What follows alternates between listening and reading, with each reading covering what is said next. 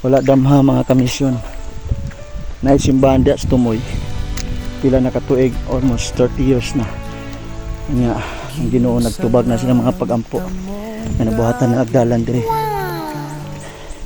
Paklayon dire, medyo taas-taas nga. Tok-tok kayo. Pero karon nalipay ko. Kaabot ko dire. Nga, nanay dalan. Praise the Lord, yung kistanan mga kaigsunan. Muna usay, kita ba nga. Lasa maka nagpuyo, ayaw kagool kung nakakadiha. Mabot panahon ay pabor ang Ginoo. Mabot panahon nga ma-realize nimo nga ang Dios maayo gyud. Na agi saktong panahon ang tanang may butang. Kasi magdahom nga mahimo na ning dalan diri. Unya karon gisiminto na nila. So doa dito sa ubos ng atong motor. Ito.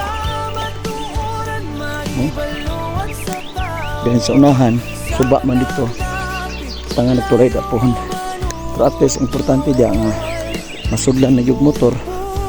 Anya at least doon na lamindot tayo.